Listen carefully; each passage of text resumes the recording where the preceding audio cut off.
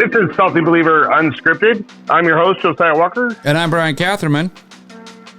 Salty Believer exists to help you know, live, and proclaim the gospel. You going to tell him and who our that's guest exactly is? what we're going to do today. What's that? You going to tell him who our guest is?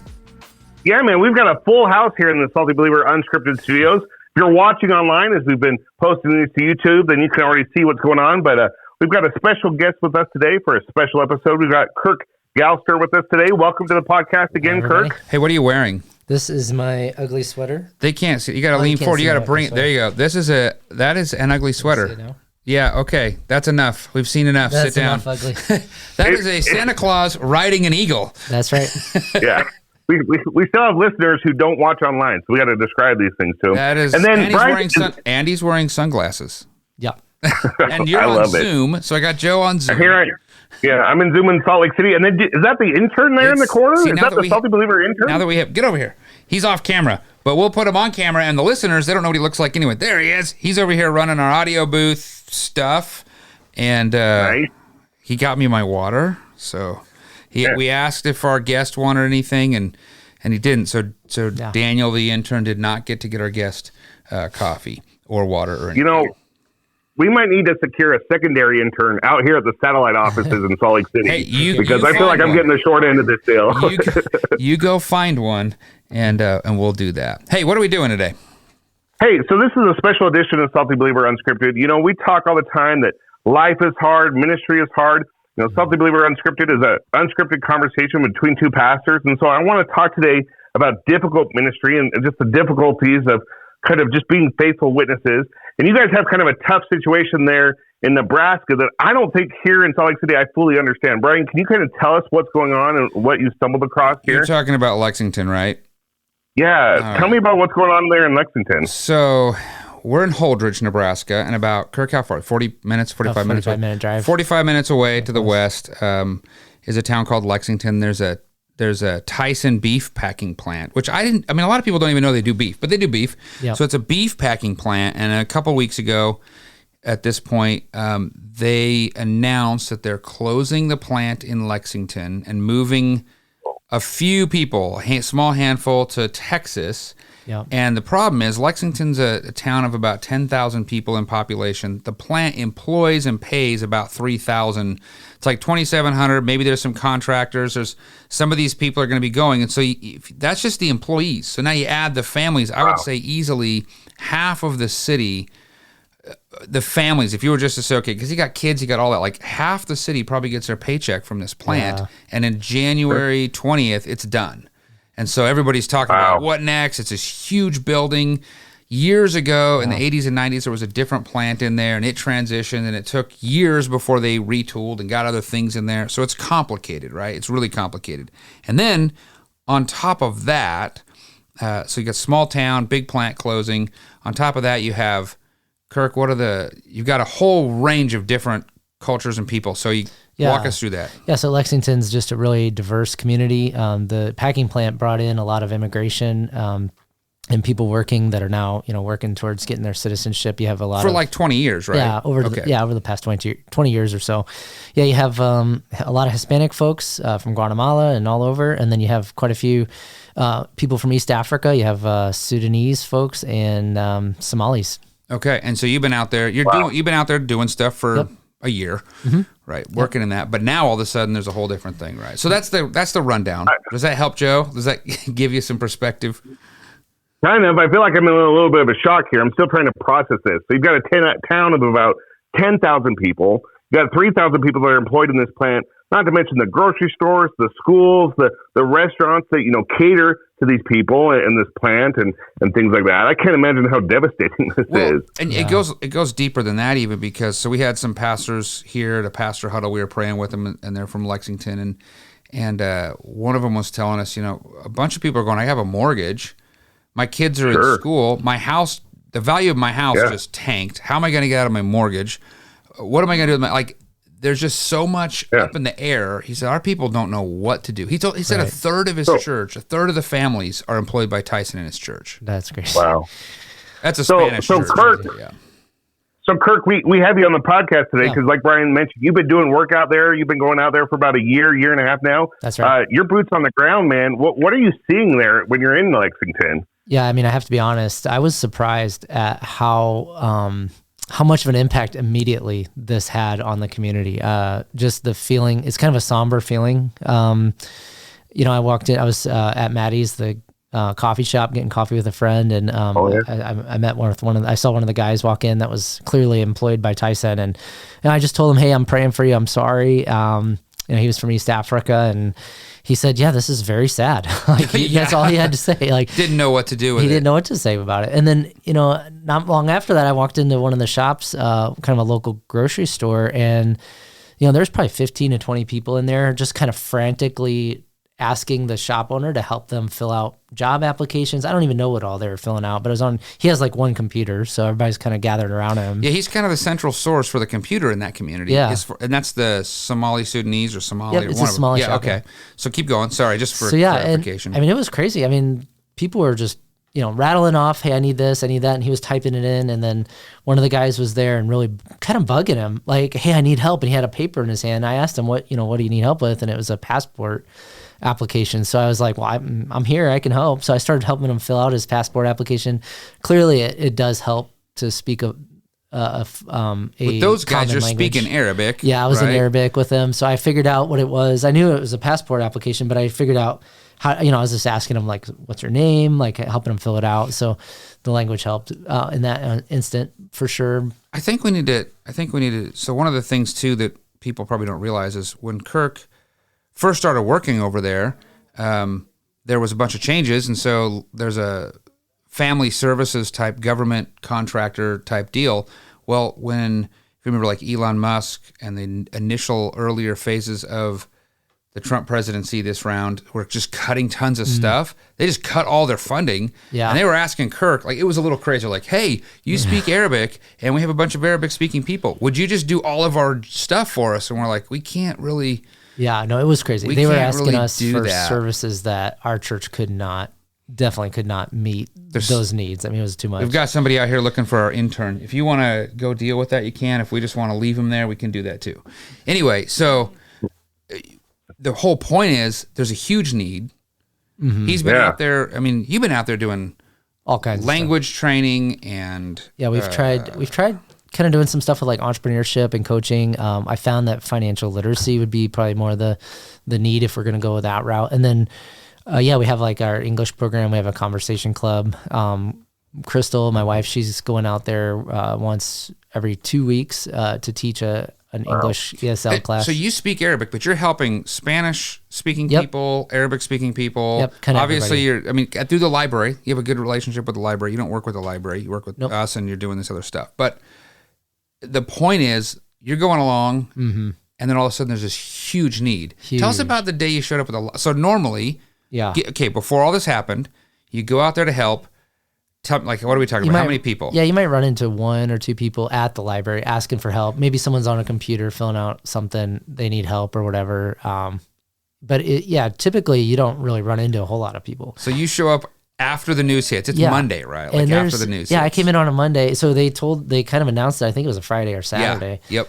That Monday, I mean, the line was out the door with people coming in, like asking for help. 300 people show up and go, please help. Yes, it was like the library estimated 300 people. I mean, it was just crazy. And I was really quite surprised. I thought it might take a few days before, to see if this is even real, if this is really happening. No, I mean, people were taking it very serious right away. Joe, I think we've talked about it on this podcast before. I know in your ministry, we've talked about it.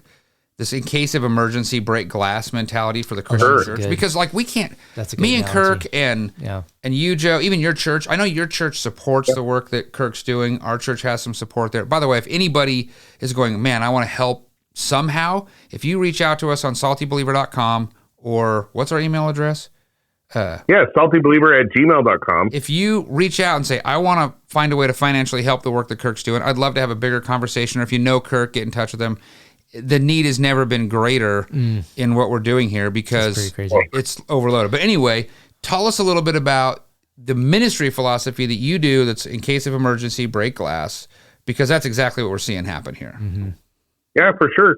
I mean, here in Salt Lake City, we live in a mission field, and oftentimes I feel like our church really serves as kind of like a fire extinguisher in your home, right? Where you don't really think about it. Maybe it's in the pantry, and you forget it's there half the time. But all of a sudden, you got a grease fire in the kitchen, or something happens, and immediately you run for that fire extinguisher. And time again, we've seen here at Redeeming Life Church where people don't think much about us until their life falls apart, and something like this happens to them, and all of a sudden they remember the door hanger on their fridge or the worship time invite card, and they just grab that. They come running and say, "Hey, I need some help," which it sounds like exactly is what these people in Lexington are doing. I can't imagine how overwhelming it would be just for the English speakers there. But now you've got, Somalis and Sudanese and people that don't speak English trying to navigate these changes and fill out these job applications. And Brian's absolutely right. Like, I'm listening to this and I'm thinking, how do you respond to this? Like, Kirk, how do you as one person kind of respond to this and not get overwhelmed and just really trust that, man, God is in control? Yeah, what are you doing, Kirk? I mean, that's a great question. I mean, I'm feeling overwhelmed. That's what I'm doing. But definitely trusting God. We are going to just have to wait and see how this shakes out. I mean, a lot of people probably are going to leave and find jobs other places, other cities. There were recruiters from some of the other packing plants. You have a packing plant in Grand Island that came over, and they had a recruiter there trying to hire people. So people are going to fluctuate. We'll see what happens, but stay in the course, offering the services that we can offer. So we've done, just last week we had mock interviews for citizenship. People taking the citizenship exam. So we were helping the library with that. So we're just going to stay the course. I might try to offer some kind of a financial literacy or, way of getting yourself employed, kind of a class, and see how that goes. But really it's just praying and waiting and seeing what God's going to do with this. And if opportunities open up to share the gospel or what happens. Does it seem like God is opening up opportunities? Like it does. I think it does. I mean, so like the guy that was in the coffee shop, I told him I was praying for him, and it was a heartfelt, thank you. I could tell he was really visibly moved by that. I mean, obviously, with people from a different culture, you could always offer a prayer, and sometimes they respond well, and sometimes they don't really care. And yeah, I mean, so you have these people. I'm assuming you're going to have a whole mix of religious beliefs. Sure. What's the Spanish population? Is that mostly Catholic, do you think? Yeah, I imagine we got a lot of at least Catholic background. Some evangelicals. We've come across a few evangelicals. And then, of course, Islam is a big one. Islam with Somalis and the Sudanese and all that. So, you're offering to pray for people. Most of those people do have a belief that, maybe there should be prayer. So you were finding that to be an open opportunity in the event of a crisis. I think Christians sometimes miss the fact that these things open up real meaningful opportunities. I think with the SBC, the Southern Baptist Convention, they do disaster relief because they show up where somebody had a hurricane and a tornado. Now the EFCA does some of this too. You show up at these places and people are actually really open and going, I'm helpless. All the things I've been trusting in have been sort of stripped away. Now what? Mm-hmm. And so it does seem to open really good Christian ministry, which the lesson in that is, let's say your coworker has a crisis. Mm-hmm. Okay, that's not a whole city. Yeah. But they had, what'd you say in case of emergency, a kitchen fire? Yeah. They had a kitchen fire, and we had that happen with some people in our church here, and then they have to move out, and it was amazing to watch the church rally to get them. Yeah. It was right after Christmas, jackets and get them some food and get them a place to stay. The church has an opportunity in crisis to serve, and it's an opportunity that, don't waste it, right? Right. God's maybe putting this together. Yeah, for sure. That's such a powerful reminder, because we forget oftentimes because these situations come up to us and they're a surprise, they're a shock to everyone in that community of what's happening. But God is sovereign and God is in control. We know that as believers.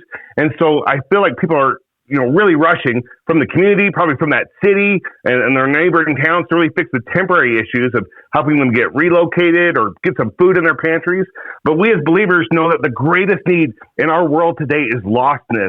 And that's really what these people are struggling with, because without the hope of the gospel, none of this other stuff is really going to satisfy them long term. Yeah. So Kirk, how could my church or how could our listeners really partner with you in prayer, or just support to help you advance the gospel there in Lexington? Yeah, I think prayer is definitely the first thing that comes to mind, because that's... Give us some specifics. Like, what should we be praying for? Yeah, I mean, maybe pray for those opportunities for conversations, gospel conversations. Also, that, you know, if there's ways we can help people get plugged back into the community with a job or something, that they'd be able to stay and we'd be able to continue those relationships. Different jobs. Yes, I mean, we have folks that we've been connected with that that we're afraid might leave, and we were starting to build relationships. So we're hoping that doesn't happen for those ones. And so, yeah, I mean, if you are an employer and you're willing to take a look at a CV or a resume, contact Salty Believer. If we get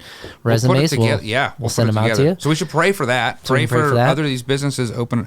How should we be praying for help? You need help. For sure, yeah. Should we be praying for money? You probably need money. Laborers. Laborers, funds. There's a lot going on. If you want to volunteer, our English program is going to continue as far as we know. We're going to try to keep that going. So, which Redeeming Life came out. Yeah. And helped with the conversation. Yeah. You don't have to, some of the folks knew Spanish, but you don't have to know Spanish. Right. You don't have to know Arabic. You kind of don't even need to know English that well. And that's my question, right? Because our listeners, I know, are passionate about the work you're doing and just advancing the gospel. And so it's really tempting to just want to jump in and fix things, right? We want to either just send money or we want to send a mission team. But I need you to tell us, Kirk, do you need people? Would it be overwhelming to have more people there with you right now? Or are you looking for people to come help? Are you looking for money? What is it? Right. No, if we had... all of the above. All of the above, yeah. If we have volunteers, we'll find ways to put them to work. That won't be hard, right? Just drop them in the library, start doing... Yeah. Right. There's ways to do that for sure. And then also, I mean, definitely financial needs continue as we grow our team and look to get more people involved. There might be opportunities to and some of that just supports your time too. Yeah, I mean, it's absolutely. The truth of the matter is, this stuff takes time, energy, gas money, all of it. Right. And the need is even bigger. And so, by all means, if anybody wants to say, "Hey, I'd send a check," they can get in touch with me. Yeah. Or if they know Kirk or Joe, you know how to put all this together. We don't. I mean, the rest of our listeners are like, I don't want it. But reach out to us. SaltyBeliever.com has a communication page. Reach out to Joe at Redeeming Life. Reach out to me. Reach out to Kirk. Mm-hmm. We would love to see God answer prayers to the people who feel called to help in this. Because imagine this, the part that's getting me is I lived in Salt Lake for a lot of years, and there's a lot of businesses. If the big things happen, the city can kind of cover a lot of that. But I'm sitting here in Holdridge, 5,000 people. I'm like, what would happen if 1,000 jobs disappeared? Hard to imagine. I mean, I can't even process. Yeah. This town would be in so much trouble, and so it's a thing we don't think a lot about. And I'm gonna get a little salty here. All right, let's go for it. For a minute. A lot of people for a lot of years have just assumed the government fixes problems. Was it Ronald Reagan? Joe, you always say this. I'm with the government. I'm here to help. Oh, that's not is that how he says it? Is that right? Yep. The scariest words, right? Yeah. I'm with the government. I'm here to help. But we, as Christians, need to recognize that God has equipped us, empowered us, blessed us with funds, resources, time, that we don't just have to depend on the government to fix all the problems, because frankly, they're kind of really bad at fixing most problems. No, we're it. And I don't think they're going to fix this problem. I think this is just, that town is in a lot of trouble, and those people and those kids. It's Christmas. Could you imagine at Christmas time, knowing January 20th, we're done. There's a lot of emotions. I mean, we saw people crying, and people are getting... It's a lot like a hurricane hitting a city, right? Like it just devastates things. If you don't know where your next paycheck's coming from, you're not spending money on trees, presents, decorations. No. I mean, you're saving every penny and squeezing every dime. Yeah. And so, praise God, Kirk. Praise God that in His sovereignty, He's positioned you there, boots on the ground, brought you to that community so that you can serve them. You might be the only Christ, you and your team, that these guys see at Christmas. And what a beautiful opportunity to just proclaim the gospel and just really help them see where they can really put their hope this year. I appreciate it. Yeah, we're praying. It's a thing, right? I mean, the reason we're talking about it even on the podcast is Christians need to recognize that when things get hard in the world, that's when we have opportunities. And I think we've gotten very comfortable. I think we have some listeners that are not in America, and they're like, yeah, we get it. But the Americans are very comfortable. We are. We just go, oh, whoa, that's crazy. And we don't realize the magnitude of how hard life can really be and how God has sent his people to be the hands and feet, to proclaim hope, to proclaim truth. It's Christmas time. Yeah. This is the time. And so I just hope people realize that and look for the opportunities in their own communities. Where are people hurting? There are people that are struggling. Yeah. How can that's a missional opportunity. It's a evangelistic opportunity. It's a caring love opportunity. Yeah. How can I, just looking for the needs, step in and do something? And if you're around here where we are, well, get in touch with us, because there's a lot of needs. But that's the idea, right? The church, it's time for the church in America to step up and really serve in these ways. Yeah. And we're talking on the podcast today about Kirk and the work that he's doing there in Lexington. But no matter where you're listening from, you're in a community that's broken and struggling, and there are people who are losing their jobs or facing difficulties or uncertainties during the season. And so God's positioned you where you are. Right. I mean, we talk about the difficulties of ministry. That's why we're here. Yeah, is to help be his hands and feet. Hey, we have like 1 minute or no minutes. We might be over, but there's an elephant in the room on this conversation that a lot of people here have been talking with me about, and I'm going to put you on the spot a little bit, Kirk. I'll speak into it first, so it's not just a hot seat for you. Okay. You're a guest, right? We don't want to be mean to our guests. Here we go. But not that kind of podcast. It's not that kind of podcast. A lot of people have been asking me, like, how do we think about this when it comes to a lot of the individuals are immigrants, and should they be going back home? And what if some of them, been sending their paychecks back to wherever they came from? And we have a lot of political stuff going on in the country right now with all of that. Yeah. And so I'm going to just share my take to kind of make the seat less hot for you. Yeah, thank you. There are issues like that. Governments do have to work through that. We do need to be aware of things. We see this around the world. There are lots of issues at play here, right? There's tons of issues, political issues. We should have some political opinions. Right. But I'm going to say, I don't think we should look at this circumstances as, well, that's just how the government's going to fix everything. I think we should look at the circumstances as God is sovereign over those pieces, and some of them might be going wherever. Yeah. But also God has put the opportunity in front of us. So therefore, I'm going to trust that maybe we're going to see some of those people go back to wherever they came from. Sure. Maybe we're going to see people do whatever. But our role in this is to really press in and try to help as Christians. Yes, that's right. I don't think, I'm not saying we should advocate for illegal immigration. That's not even the issue for me. So I want to see what your take is, because you're in it all the time. I mean, the first thing that comes to my mind, honestly, is I'm surprised how many U.S. citizens I come across. So like people that have already gone through the naturalization process and are now U.S. citizens. Yeah. They're not probably leaving. So we're not talking about people going home. Okay. We're not deporting those folks. But of course there are, quite a few who are still here on, refugee visas. Actually, most of the people in Lexington that I meet are refugees of some sort. So they have a legal right to be in the United States. So they're not going anywhere either, and a legal right to work in the United States because of their refugee status. So that, so really, I mean, ultimately, we're looking at either we help them find jobs, either we serve them, or they're going to move out of our community. And then it's almost like we kind of squandered our opportunity to be the gospel to them as they were here for 20 years. So, and we squandered our opportunity to just be good neighbors. Right? Like these are Nebraskan neighbors. Yeah, they are. And we're in Nebraska. Ultimately, citizens of our state right now. Yes. Well, we kind of ran out of time. I ran that over, but I think that's the question that a lot of people are asking me. What about all this? Yeah. So I'm just reminded of when we read through Scripture, we see that Jesus ran to the very people that many religious rulers and leaders ran from. So as always, I want to leave our listeners with this Scripture verse to meditate on. I'm reminded of this from 1 Thessalonians chapter 2, verse 8. Paul's talking to the church there, and he says, "We cared so much for you that we were pleased to share with you not only the gospel of God, but also our own lives, because you had become dear for us." And I just pray that is the same thing that can be said about us in the communities where we're serving and seeking to be a gospel witness in the darkness. So thank you, Kirk, for all that you're doing there. No problem. Thank you for just being faithful to serve the Lord and for joining us on this podcast. I'm going to talk to my team. I know Brian's going to talk to his team. Our listeners, if you're wanting to help, SaltyBeliever@gmail.com. We're going to funnel as many resources as we can to you to really support the work that you're doing there in Lexington. Thank you. Appreciate that. Yeah. Until next time. Thanks for listening. Find more resources at SaltyBeliever.com.